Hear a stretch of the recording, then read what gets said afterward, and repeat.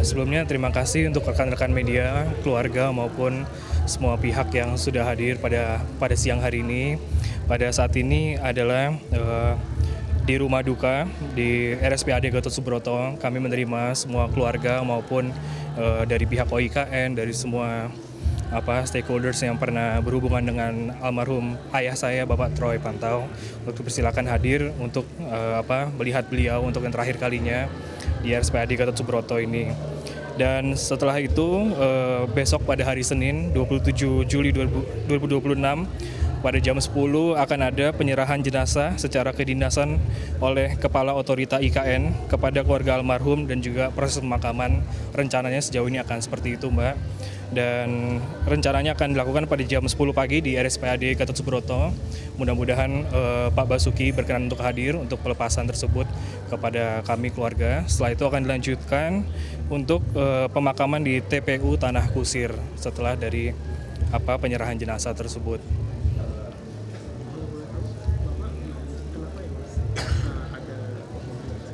Ada masalah riwayat kesehatan. Betul. Iya, buat kami keluarga juga sangat mengagetkan. Bahkan pada saat jam 12 malam hari sebelumnya, kami sempat voice call, conference call satu keluarga, karena itu memang kebiasaan kami untuk berdoa bersama pada malam hari. Dan beliau masih terdengar sehat begitu ya, masih bisa berbicara dengan normal, tidak ada sakit apapun sejauh ini. Memang akhir-akhir ini beliau merasakan flu, nggak enak badan, hanya itu saja Mas dan Mbak. Nggak ada penyakit yang serius.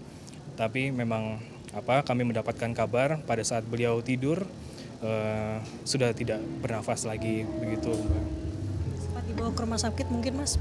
Iya, betul. Jadi sempat dibawa ke rumah sakit.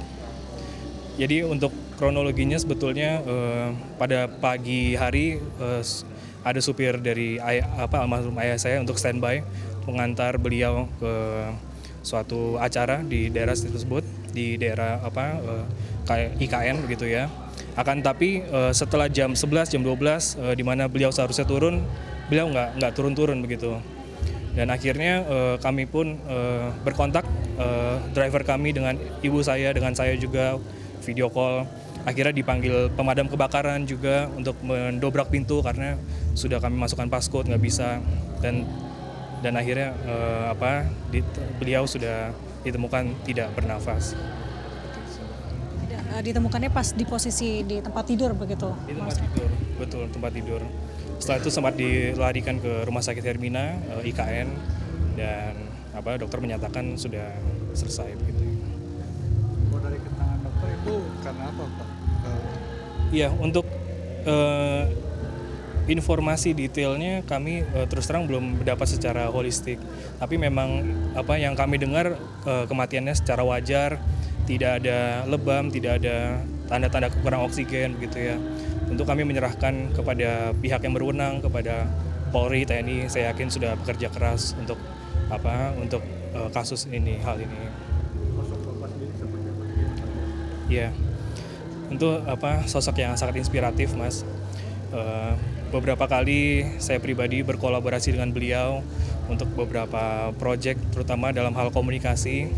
Beliau tidak hanya mengerti teori, tapi juga praktisi komunikasi yang sangat luar biasa.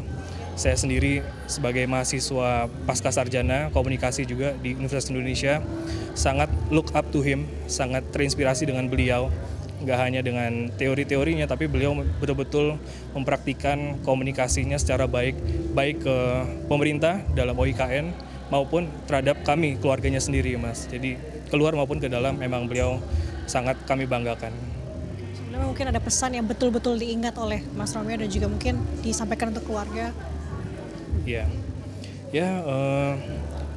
yang saya pelajari, beliau ini orang yang tidak mau berhenti belajar, terus beradaptasi dengan kemajuan teknologi, terus untuk mengembangkan network dan tetap rendah hati. Jadi itu buah-buah yang saya pelajari secara betul-betul, tidak melalui perkataan beliau, tapi melalui tindakan beliau selama beliau hidup.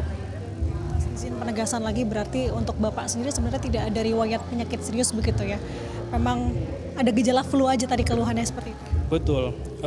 Emang beliau ini ayah saya almarhum punya riwayat darah tinggi. Akan tetapi darah tinggi tersebut sudah terkontrol dengan obatnya rutin setiap harinya dan bukan menjadi isu yang berat sebetulnya.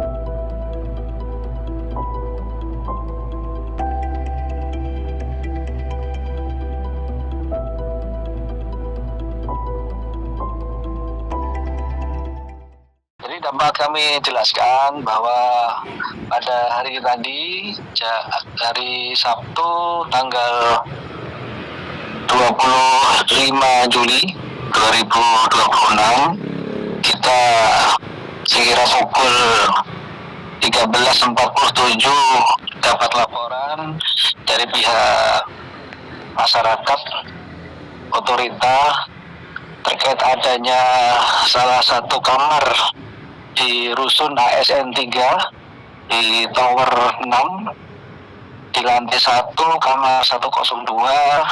Pada saat mau dilakukan pembersihan ada kamar yang tidak bisa dibuka. Kemudian kita koordinasi dengan pihak damkar untuk bisa dibuka. Sudah kita ketuk beberapa kali, tidak bisa dibuka. Kemudian kita buka lewat jendela. Dari jendela kelihatan bahwa ada seorang laki-laki berinisial DP ditemukan sudah tidak bernyawa, sudah dalam keadaan meninggal. Kemudian kita laksanakan olah TKP dari tim Nafis Polres Praja Pasir Utara. Selanjutnya korban kita bawa ke rumah sakit Hermina untuk dilaksanakan visum. Selesai visum di awal di rumah sakit Hermina. Sekarang untuk posisi korban kita bawa ke rumah sakit Kanuyoso Balikpapan untuk proses visum lebih lanjut. Hingga saat ini informasi awal bahwa yang bersangkutan sebelumnya mengalami sakit, yang itu lagi kita dalami dari keterangan para saksi yang ada di TKP maupun para saksi yang pertama melihat kondisi korban pada saat di tempat kejadian. Sekarang kita nunggu pihak keluarga yang datang dari Jakarta. Mungkin bisa dijelaskan kembali Komandan untuk sakitnya apa tadi Komandan? Apa ada keluhan sebelumnya? Untuk sakitnya sementara ini kita belum dari pihak keluarga maupun dari pihak rumah sakit. Nanti kalau sudah ada petunjuk lebih lanjut baik dari dokter maupun dari keluarga korban akan kita sampaikan lebih lanjut. Tapi ada keluhan sebelumnya ya Komandan? Ada keluhan memang. Ada keluhan sakit gitu ya Komandan ya?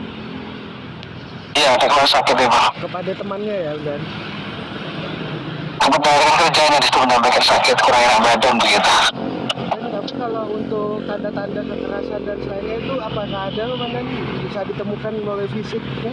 Nah, begitu mungkin tidak ada sama sekali tanda-tanda kekerasan. Tidak ada. Siap. Terima kasih banyak Komandan.